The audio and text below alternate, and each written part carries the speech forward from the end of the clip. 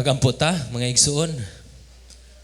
Hallelujah, Gyud o Dios, kami padayag sa amuang pagsimba kanimo tungod ikaw ang amuang madaugon nga Dios.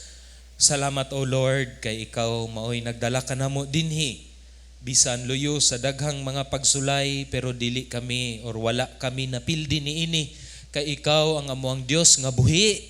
Nakigkauban ka kanamo karon o Dios. Ug ikaw ang amuang ginasimba. Salamat kaayo Ginoo ni ining tanan.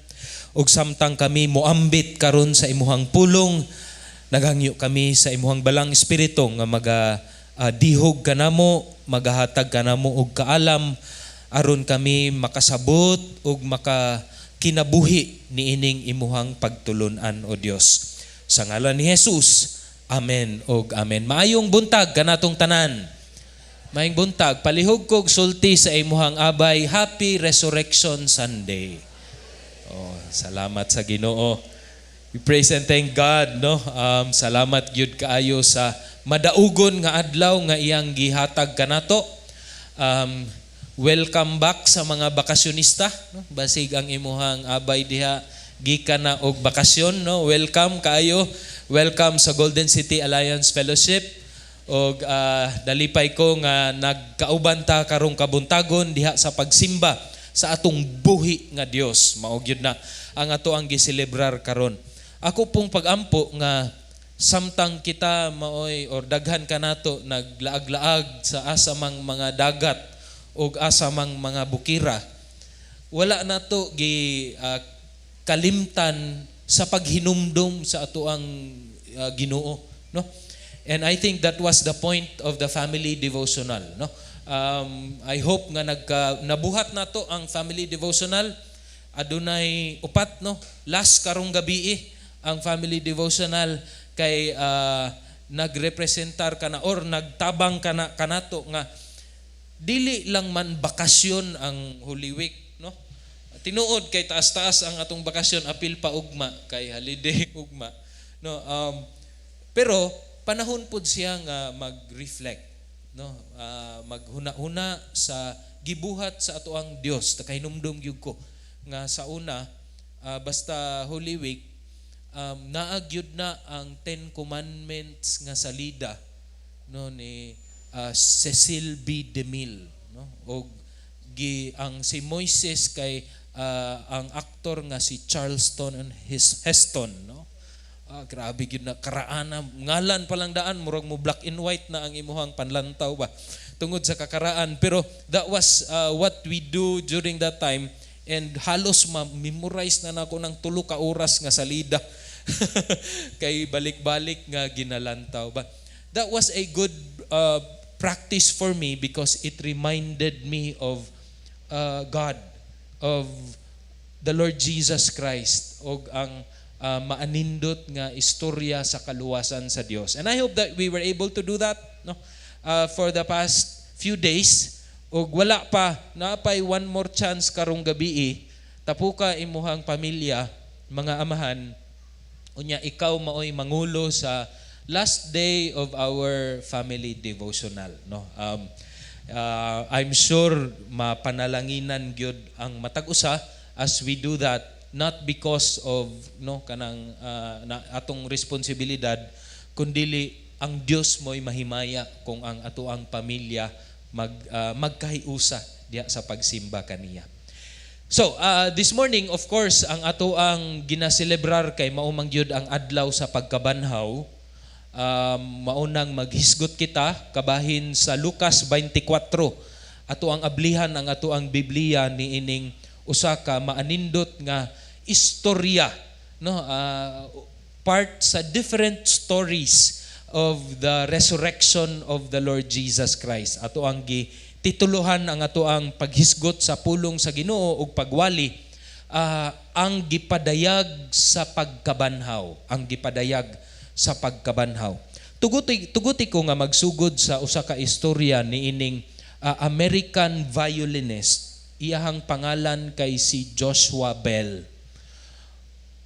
Ako wala pod ko kailan niini sa iyaha, pero samtang sa ako ang pagka-encounter sa iyahang pangalan, nahibaw-an nako nga usa ni siya sa pinakabantugan nga violinist sa tibuok kalibutan, nga he has been murag nagabuhat ni siya og iyang presentation of his violin in mga ingrande kaayo nga mga coliseums and orchestra, no? And matud pa ang iyaha kunong sweldo niini samtang siya mag-perform sa violin is around $1,000 per hour. That's per hour. So times 50, 50,000 kada oras. Grabe ba? No? Ingon ana siya kabantugan nga nga violinist. One day naay murag gibuhat siya nga social experiment nga niadto siya sa usa ka subway, nagsulob siya og baseball cap kining naa sa inyuhang tuo, nagsuot siya og ordinaryo lamang nga sanina, apan iyahang gidala kining iyahang pinakapaborito nga violin. It's a 1713 Stradivari violin. So karaan kayo, 1713 pa. And kining nga violin is so expensive nga gikawat na ni siya kaduha. May gani nabawi ra og iyahang napalit. And mauna ang iyahang ginagamit every time he would perform in great nga mga stadiums. So as naasa didto sa usa ka subway sa New York, nagplay siya sa iyang favorite nga mga piece from Bach, Sebastian Bach, to other nga mga maanindot kaayo nga piece nga iyang gimaster. Daghang tawo nga nagsigig panglabay, pero murag wala man nakaila sa iyaha. In fact, I think you can watch this sa YouTube as he continued to play different pieces for around siguro mga 10 minutes nga playing of beautiful music. Wala gyud, no? Naay uban nga mulantaw pero tiguro gadali diretso ra pud dayon. And ang ihang sweldo di ba kay $1,000 per hour. For the whole duration nga siya ga play sa iyang violin, na may manglabay og mga sinsilyo, di ba? Mamana. He was only able to get $37. No? May na lang, 37 dolyares nang hatag dito kay nindot siguro paminawon. Pero wala gyoy very few lang ang gatagad except for one woman nga murag naka-notice nga kaila mangyud kuan niya. Oh. So nitindog og dugay-dugay and about 1,000 people passed by during that time nga naa si Joshua Bell, and nobody even noticed him except for this one woman. And after sa iyahang performance, niingon ang babae nga, nakakita ko sa imuha na nag-perform ka ni adtong lugara. And because of that, si Joshua Bell murag, ay salamat na aragyoy nakaila sa ako. Iyang giduol ang babae og iyahang gigakos. Well, we don't know kung unsa gyoy rason nga nganong wala na ilhan kining tawhana kay kita wala man puta kaila sa iyaha, di ba? Ay ambot og naay nakailaan ni. But I know that in their place he would have been kanang famous. Pero tungod kay gasulob siguro siya og ordinaryo lang nga sinuluban, dili kayo siya mailhan, people thought nga oy usara ni siya sa mga tawo nga kanang gatukar-tukar lang aron murag manglimos in one sense, no? Makakwarta. And nobody even noticed about 1,000 people went except for this one woman. And this has been very shocking to a point nga nagsulat ang Washington Post nga og usa ka article about this encounter or this event. Unya, in fact, nahimo siyang Nobel Peace kanang prize in kining nga article. And one of the lines nga gisulat sa Pulitzer Prize author gave a very strong impact for this writer. Niingon siya, Si Joshua Bell, he is the one who is real. Those people are the ghosts. When people would think, wala ra ni siya, dili ra ni siya importante, and people wouldn't even notice him. But this writer who valued this amazing talent of this man, niingon siya nga, ang tinuod, kadtong ng labay, maotoy tinuod nga ghost. This is the real man. Mga igsoon, as we celebrated the Holy Week, we know that there are many people, no, daghang mga tao nga daghan pod og lain-lain nga perspective when it comes to the Holy Week. But I know, sadly, that there are many people who celebrated the Holy Week or even went through life without really recognizing our Lord and Savior Jesus Christ. Siguro they've heard of him, no? Nakadungog siya kung kinsa to si Jesus, kabalo siya sa unsay gibuhat. In fact, even some are very religious. Samtang nagbiyahe mi padulong sa hinguog kagahapon kay nangaligo man pud mi og dagat. Daghang yung area nga mga stations of the cross, no, mga crosses and all. And people would go to the mountains even, no, I'm sure dito sa Camiguin area na gyud na, no, pila ka stations of the cross. Yet in being very religious, usahay we miss the real Christ. No? And sadly, dili lang na siya during the Holy Week. Usahay pod kita mga Kristohanon because we are so busy with life. No? So busy in building, living, or kanang mapauswag ang kinabuhi sa ato ang pamilya. Sometimes we miss the Lord Jesus Christ. Especially sa kanang mga usahay nga makig-istorya siya sa atoa in a still small voice. Those are the times that we miss the Lord Jesus Christ. Bisan lang gani nga mo siguro sa gamay nga pagpahinumdom mo ingon si Jesus nga, "Oy, anak, dugay na ta nga wala ga devotional. Gimingaw na ko sa imuha. Pero tungod kay, late na ko, no, trabaho na. Lord, unya na lang gabi eh. Unya, pag abot pod sa gabi kay katulgon naman ko, Lord, kaapoy na. Ugma na lang. No? Maunay giingon nila nga, daghang ugma. Di mahuman ang ugma. We miss the Lord Jesus Christ. But I tell you, mga igsuon, dili lang man pud kita, no, ang naka-miss kang Ginoong Jesus. Our story this morning nga makita sa Lucas 24, actually, nagstorya sa duha ka disipulo nga naglakaw sila padulong sa village called Emmaus. Samud sa Binisaya siguro Emmaus, no? Or sa in English Emmaus. Nga, in fact, yes, they've been with the Lord Jesus Christ for 3 years. Nakakita sila sa trabaho or sa paglihok ni Ginoong Jesus. Pero somehow, they missed the story and the truth about the Lord Jesus Christ. This is in Luke 24.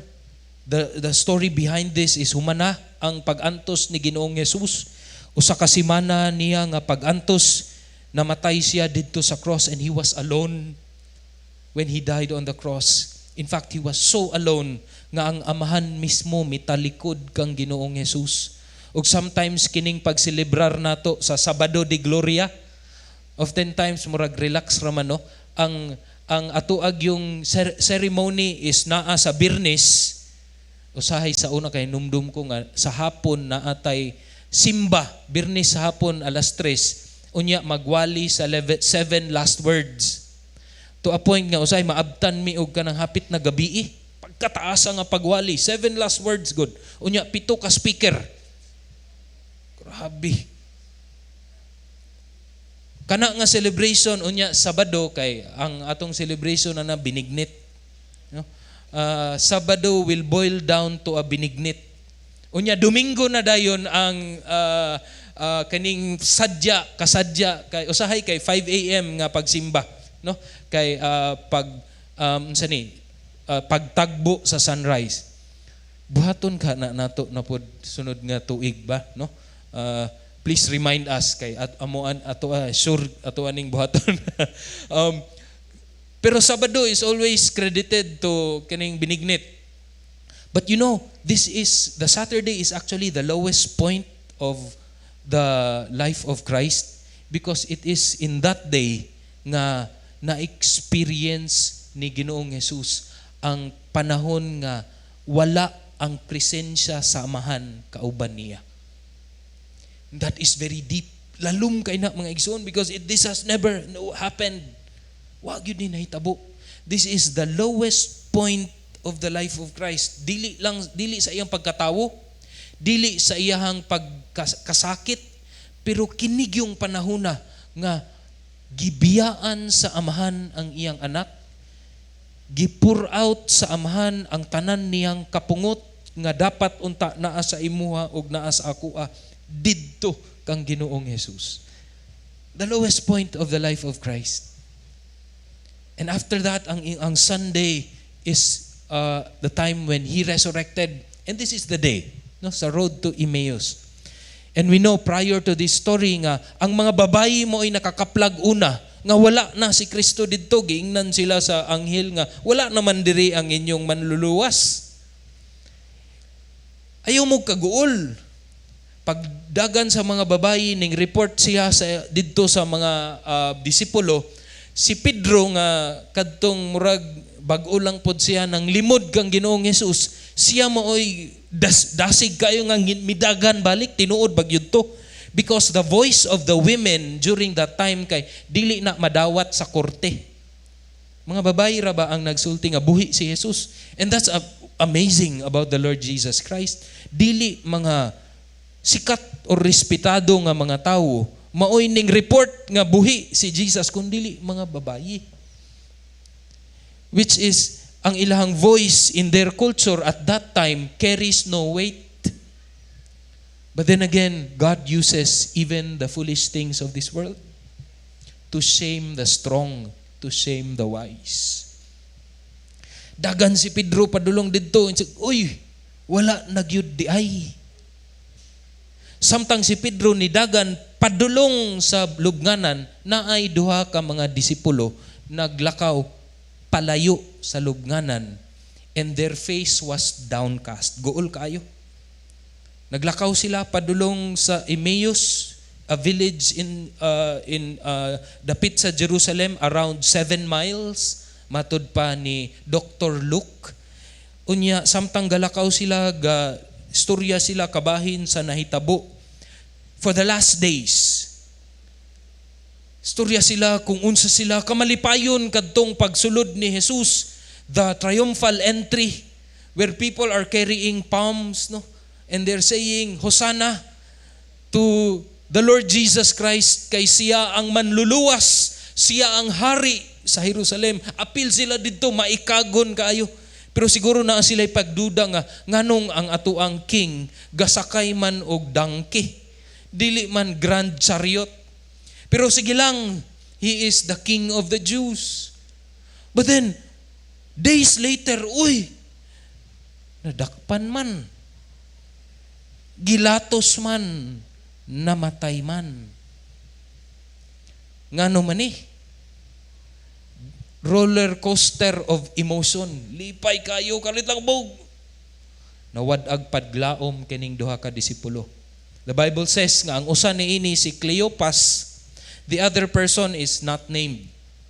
Way ngalan ang katulang usa. In fact, they are not even part of the 12 disciples. Siguro part sila sa 72. Katong gisugo nga partner mo. In fact, siguro kini silang duha mo ay partner unya didto nagwali kabahin sa gingharian sa Dios. But they were hopeless during this time. But the good thing about this, my friends, is ang pagpakita ni Ginoong Jesus sa kadtong siya na banhaw, kay wala lang didtos mga tao nga sa 12 disciples. Yes, Nagpakita siya sa mga disipulo, nagpakita siya especially kay Pedro. Pero nagpakita po siya niining seemingly insignificant disciples. Si Cleopas o wata kaila kinsa ning ikaduha nga disipulo, pwede siguro ibutang nimo imong ngalan aning ikaduha nga disipulo. And this is a wonderful truth kay dili lang di ay nga si Jesus nagpadayag sa iyang kaugalingon ngadtos mga pastor, mga bishop, mga kardinal ug mga kinsa mang sikat ug maalamon nga mga tawo. But Christ also reveals himself even to ordinary people such as you, such as me. In fact, usahay nga maghuna-una ta nga nganong naa man kod diri simbahan oy. Usahay maghuna-una ta diri ra ko sa likod para dili ra kay ko matagad. Labi na og mutawag na ang leader diri nga palihog tindog kung kinsay first timer no. Di ko matindog diri ra ko no. Di bitaw sila kabalo nga first timer ko. But even if you are there, diha la ka sa suok-suok. Don't ever think nga God will not be able to come to you in a mighty way. Nga ang revelation ni Ginoong Jesus kay pararas kadtong kada adlaw gasigig simba. No, or grabe gyud kada adlaw gyud ba? Or kada Domingo gaanhi gyud. Or sa amua lang diri nga naa sa pulpito.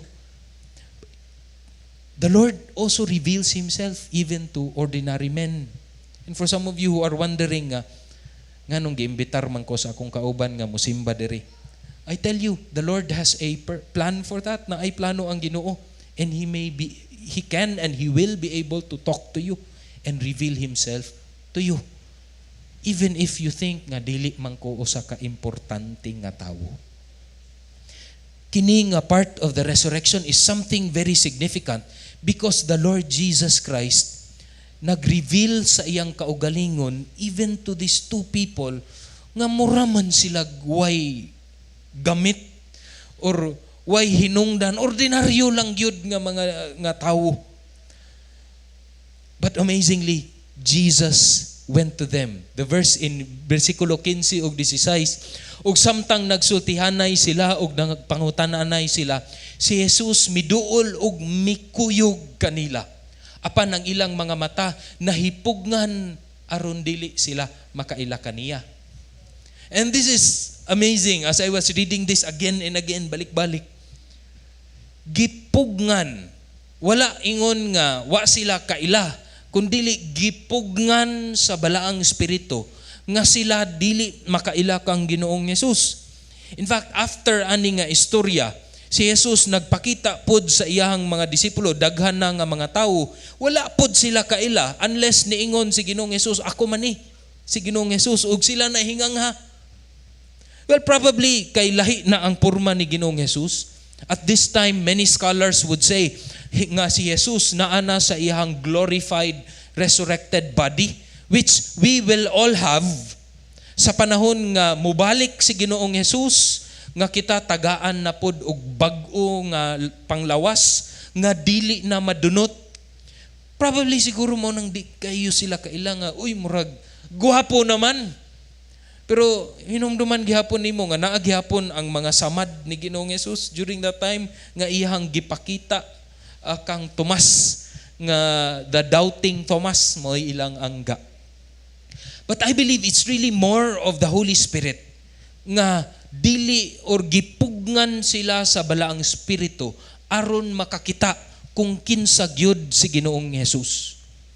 But they are religious, kining duha ka mga tawo, kabalo sila. Nakakita sila sa kinabuhi ni Ginoong Jesus ug sila nakig-uban ni Ginoong Jesus. Miduol si Ginoong Jesus kanila, wala sila kaila ug nangutana si Ginoong Jesus, unsay inyong giistoryahan?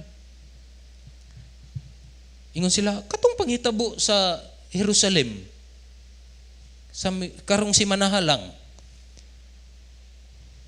Unsay nahitabo? Kini nga pangutana. Nang lapas. Unsa bang mga butanga? Niyo sila, asa man kang planeta di ay gikan?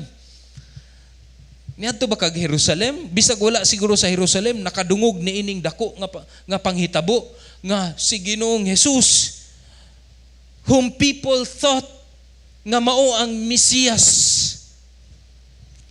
Gisaysay in fact sa mga disipulo kung unsay ilang panlantaw. Nagkuyog mi kaniya for many years, 3 years. Nakakita mi og nakakaplag mi sa iyahang gahom ug sa iyahang amazing nga gipangtudlo, mga pagwali. Grabe gyud. Ang amo ang paglaom among gihatag kaniya. We were hoping sa in English that He was the Messiah. Nga maoy muluwas kanamo. Again, ang kini nga panlantaw, dili man espirituhanon nga kaluwasan, kundi ang kaluwasan gikan sa mga Romano o gikan sa mga Hudiyo, mga religious leaders. Political nga hari ang ilahang panlantaw kang Ginoong Jesus nga maoy muluwas kanila. We placed our hope on this man, ingon siya.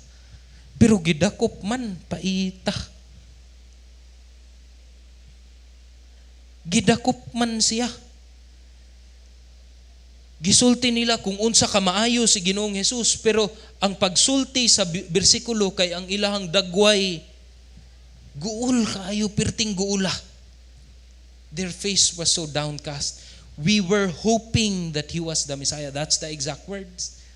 So wala na ang ilahang paglaom nga sa miaging adlaw lang dasig kaayo.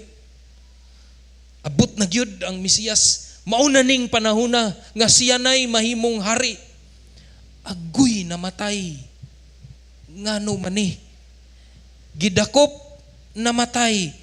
Pero nakadungog lagi mi nga naay mga babae nga niadto didto sa lubnganan ug niingon sila nga wala na. Wala na daw ang lawas ni Ginoong Jesus. Pero ang ilahang nawong gihapon samtang gaistorya sila niini pagkaguula gihapon, which means wala sila mituo sa gisulti sa mga babayi. Now this part of the story is very interesting kay anong nangutana pa man si Jesus? Unsa bang mga butanga? Kabalo naman si Jesus. Nganong nangutana pa man siya niini? Well, I think kini nga part shows us kung unsa gyud kapasensyoso ang atoang Dios. Unsa siya kapasensyoso, unsa siya ka mapahiubsanon, unsa siya ka mahigugmaon nga maminaw siya bisan sa atoang mga ignorante nga mulo. Nagpakita kini nga ang pasensya, pagpaubos ug gugma ni Kristo maminaw bisan sa atong pagkaway alamag. One writer would say nga it was like Da Vinci, Leonardo da Vinci, asking a small child, how do you paint? Onya, with ignorance ang bata maingon, sayon raman ang magpintal or magpaint, tanawa ko. Jesus asked, what things? Kay gusto siya maminaw ni ining duha ka disipulo kung unsa sila kaguol, kung unsa sila kawalay paglaom, kung unsa ka sakit ang ilahang gibati samtang galakaw sila 7 ka kilometros padulong sa village of Emmaus. Oftentimes we are like these disciples.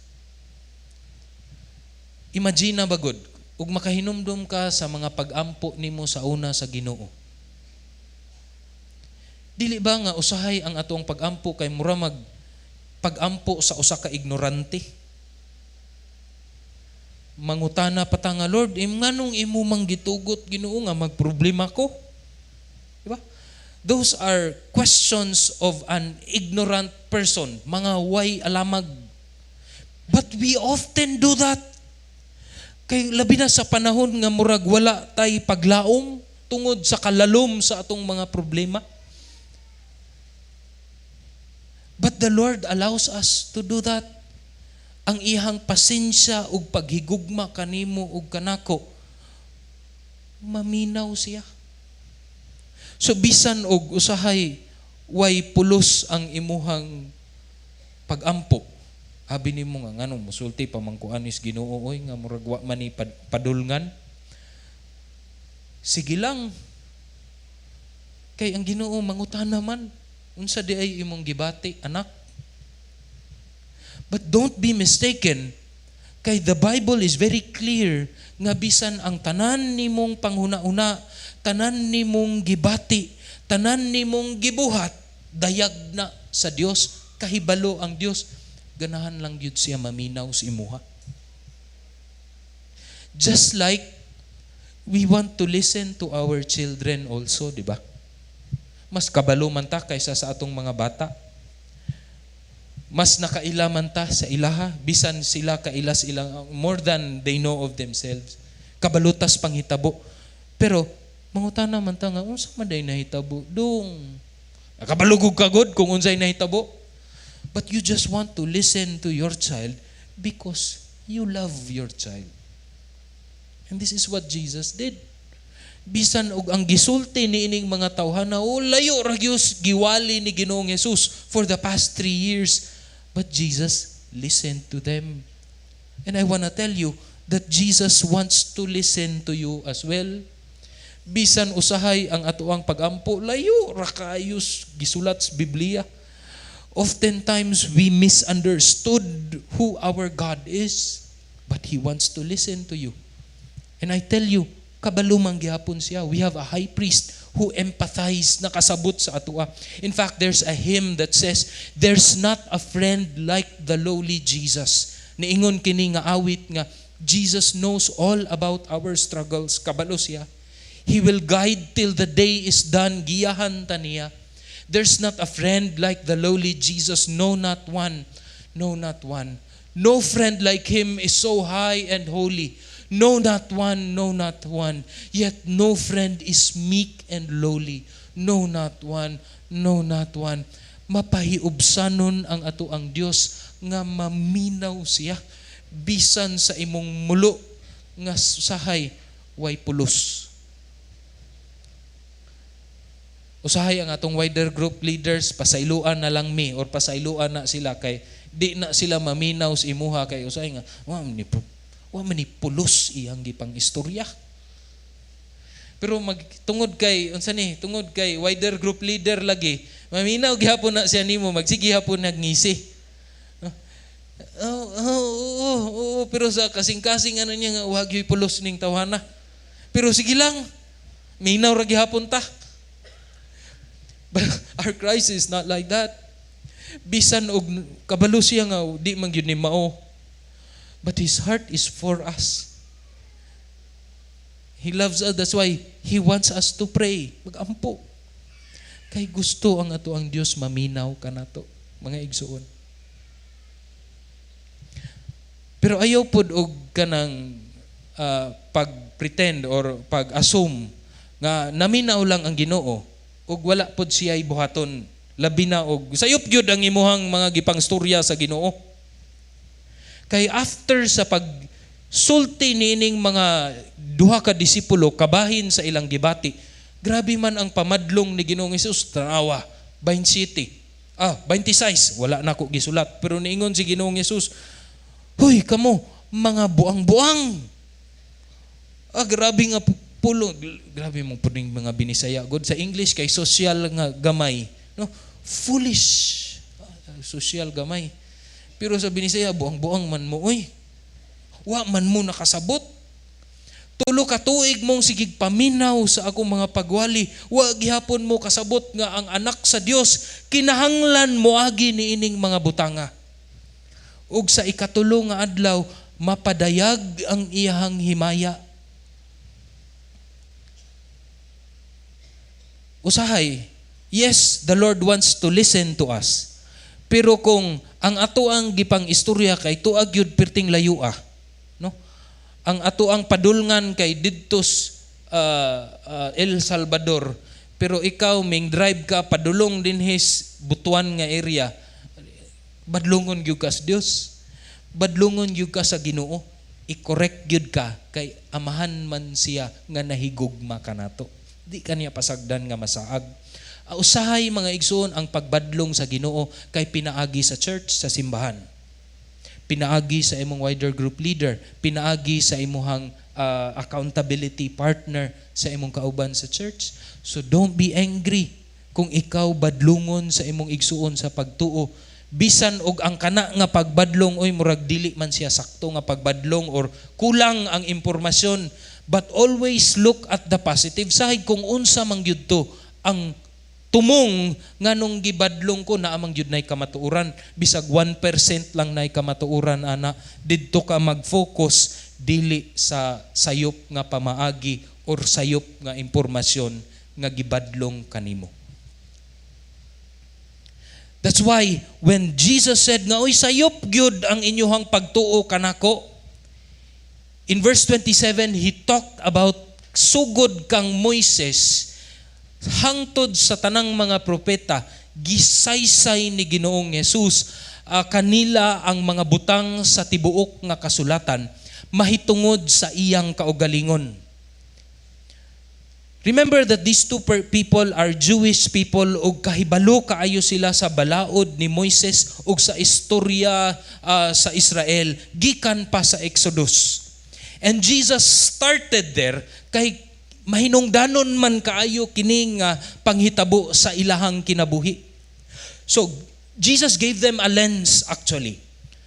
Ang mga religious leaders also have their lens, mura og eyeglass, nga kung magbasa sila sa pulong sa Ginoo, ingon ani ang pasabot. But Jesus gave them a new lens, perspective from God, aron ang ilahang pag-interpretar o pagsabot sa istorya ni Moises padulong sa mga propeta hangtod sa Mesiyas nga natawo si Ginoong Jesus. That is the correct interpretation of God's word gikan sa panlantaw sa Dios. Kay daghan man nga mga pagwali kabahin sa pulong sa Ginoo nga di gyud na insakto. So I tell you, brothers and sisters, as you listen to many preachers nga naa diha sa YouTube, be always on guard. Sakto ba gyud ni? Ug maminaw ka ni Joseph Prince, always ask the question, sakto ba gyud ni ang iyang pagwali? Kay daghan og mga pagwali nga dili sakto, which is why naabot sila sa konklusyon nga sayop. Ug niingon si Ginoong Jesus, balik ta, mag-Bible study ta, gikan kang Moises hangtod sa mga propeta, hangtod sa ako ang kinabuhi. And that would have been very long. 7 kilometers, kulang ra siguro kung paspas ang imuhang lakaw. Siguro lakaw, unya, hunong, lakaw na pod, hunong, hantod ng ngitngitan. Jesus was trying to tell these two disciples nga ang tanan nga mga panghitabo sa Old Testament is always pointing to Him as the Messiah. Jesus Christ is central to our faith and to the Bible. Ang bronze nga snake in John 3:14 nga kadtong gisaka aron niingon si Moises nga kung tan-awon ninyo nga bitin mga ayo mo sa inyohang mga gipamaak no mga poison because of the snakes. So as people looked at the snake, Jesus was telling them, ako to. That was me. The sacrifice of the book of Leviticus, the perfect nga fulfillment of that is me. Ingon si Ginoong Jesus, ang kadtong katong lamb nga gipalayas nga giampuan sa mga pari nga ang tanan nga mga sala sa Israel tuwa didto sa gipalayas nga karnero. That was me. The fulfillment of that is the Lord Jesus Christ. Not only that, the high priest, the perfect high priest, that's me, the Lord Jesus Christ. So everything from Moses to the prophets was through the lens that the Lord Jesus Christ is the fulfillment of all those. Ug samtang naminaw kining duha ka mga disipulo, nag-ingon sila nga murag gadilaab ilang kasing-kasing. Gadilaab sa kamatuuran kay ilahang nasapnan kung kinsa gayud kining gilansang. Wa man sila nakailang nga mao di ay ni. Naabot sila didto sa lugar kung asa na sila gapuyo unya mulakaw na unta si Ginoong Hesus. Ingon siya, oy, ay sa pwede ka mo padayon adto tas balay. Manihapon ta. Unya padayon ni mi og wali kabahin sa kaning imuhang ginaistorya karon. Usahay mangutanan na pud ta nga, uy, nganong nagpalugit ba si Ginoong Hesus diri? No nga, adto sa ako ha.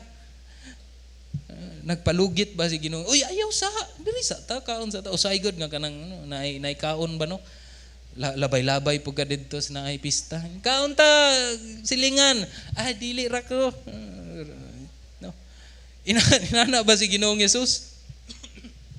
During this time, actually this kind of situation is not or uncommon, or I should say nga common ni siya sa Biblia. Remember katong si Jacob nag-wrestling sa usa ka angel, it was God.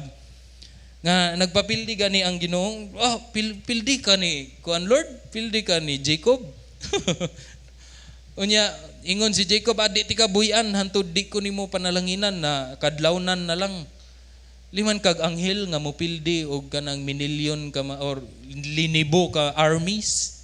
But actually it's God whom he is wrestling with through the image of an angel. Okay, sige buyin ako. Usahay kay mag-ingon ani ang Ginoo. Just in order to listen to our response. No nga, tinuod ba gyud nga gihigugma ko nimo, lakaw ko bi. Niingon man ang duha nga, Lord, kinahanglan pa mi more pa, Lord. We want more of you. Sometimes God does that to us. Di ba? Nga makuan ang Ginoo kinang gigugma bagyog ko niining akong anak. Nga Lord, more pa Lord, we want more, I want more of you. Ganahan pa ko makigsandurot kanimo, no? Makig-fellowship sa imo ha. More. And which is why Jesus said nga, okay, adto tas inyong balay, and then they broke bread. Nagpasalamat si Ginoo, si Jesus, unya they broke bread, unya nagkaon sila. Nga when you look at this, people would sometimes say nga, Lord Supper ba ni? Communion ba ni siya? Technically not yet. It's really just a fellowship, nangaon sila. Pero tungod kay the bread, Jesus broke the bread, dili broke a bread. Naa siya ay perspective nga mura pud ni siya og kadtong the Passover meal. So murag connected gihapon siya sa communion, pero it's really more of an intimate dinner panihapon. So after the breaking of the bread, naay nahitabo nga very interesting. Ug sa nagtambong siya sa kananan, uban kanila siya mikuhag tinapay og nanalangin ug kini iyang gipikas-pikas gihatag kanila, no? There's a sense nga mura siya og communion. Ug unya nabuka ang ilang mga mata ug ilang naila siya ug unya nahanaw siya sa ilang mga mata.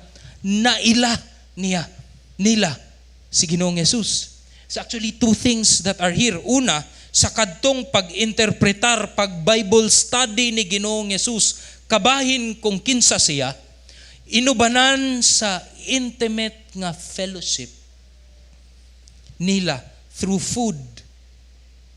Kining duha ka butang maoy gigamit or pamaagi sa balaang spirito nga giablihan ang ilang panlantaw nga, uy, si Jesus man di ay ni.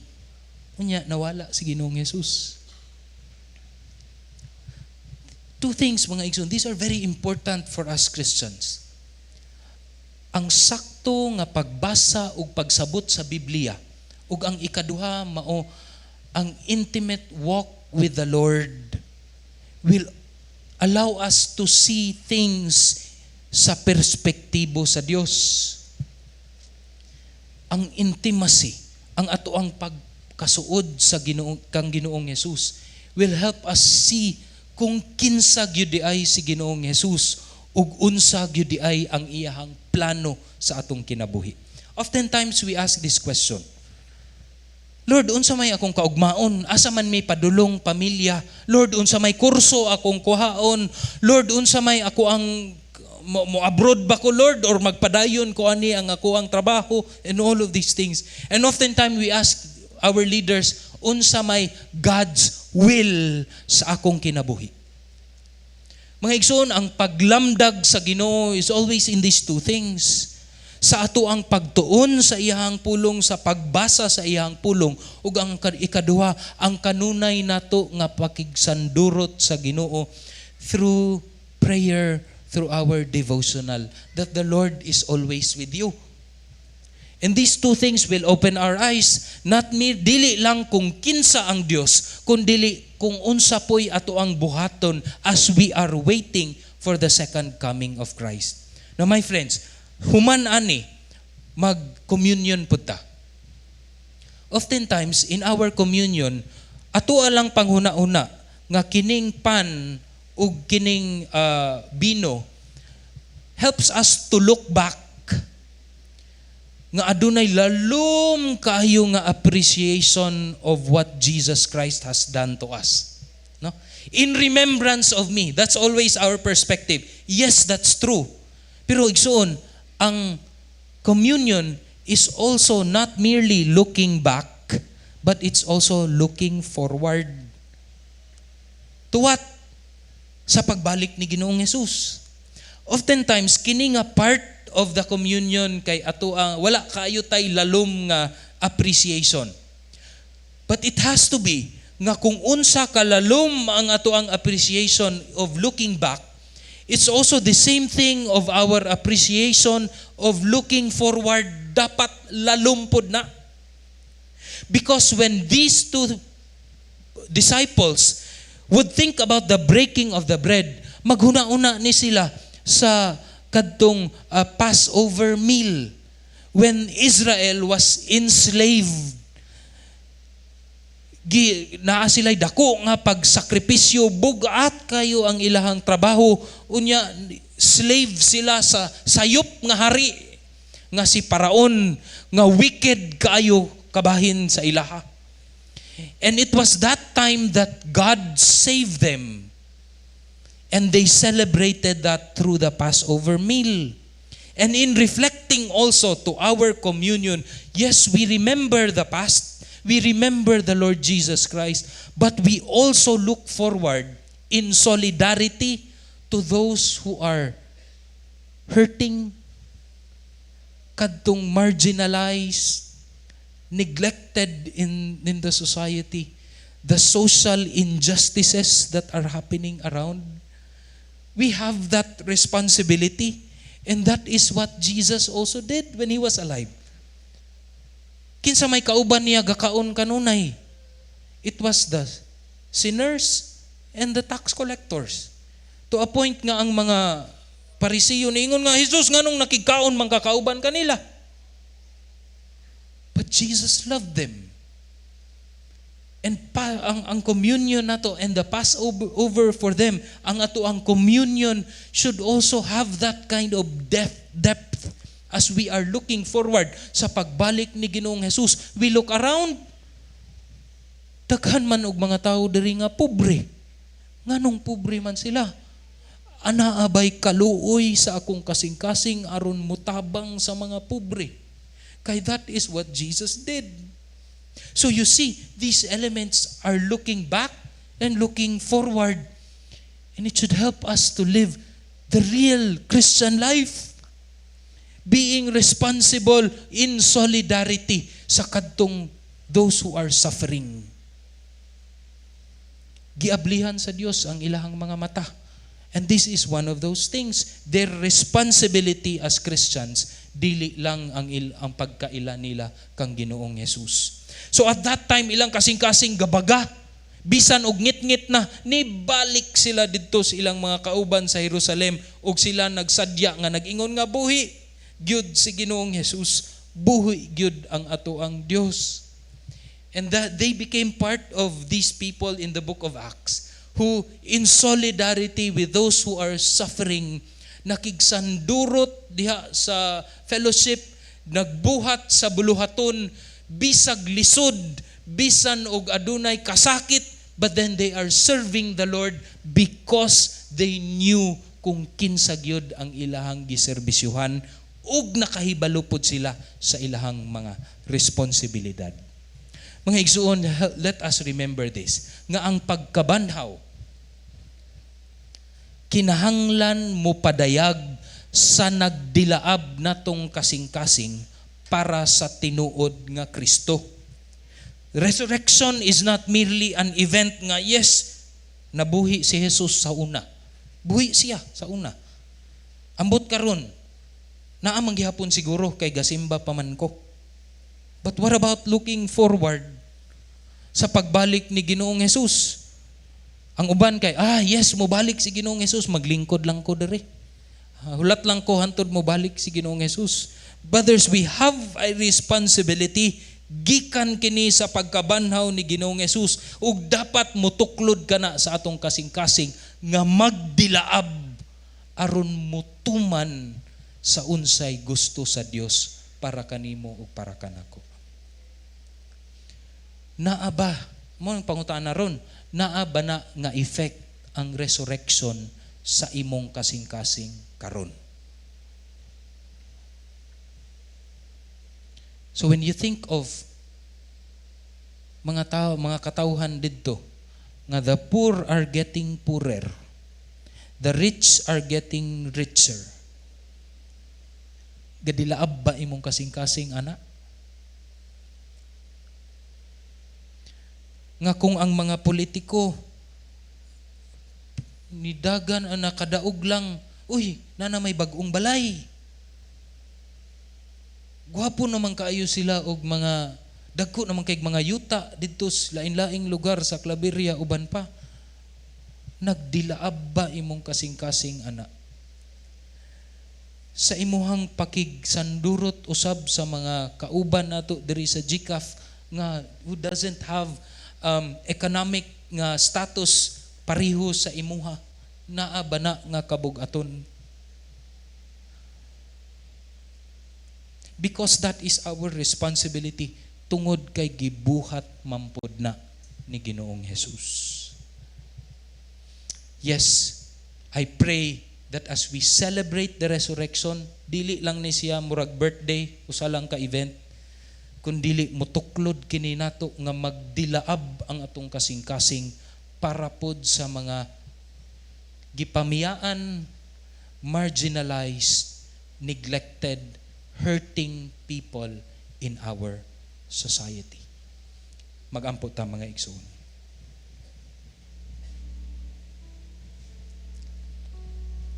Ginoong Dios, salamat sa imuhang kasakit ug kamatayon didto sa cross. Samtang kami, Lord, nag-celebrate ni ana karong simanaha or sa Holy Week. Ug samtang karon pod Ginoo amo ang giselebrar ang imong pagkabanhaw. I pray, O Lord, nga ang kasing-kasing ni Ginoong Jesus mapariho usab or mupitik usab diri sa among kasing-kasing nga pariho kami og pinitik ni Ginoong Jesus. Nga una, Lord, amo ang makaplagan kung kinsa gayud si Ginoong Jesus pinaagi og tungod sa iyahang pagkabanhaw. Nya at the same time, Lord, ang amo ang responsibilidad isip mga niluwas ni Ginoong Jesus. Amua usab mabuhat ug aduna pud mi kabug-aton nga buhaton gayud kini, O Dios.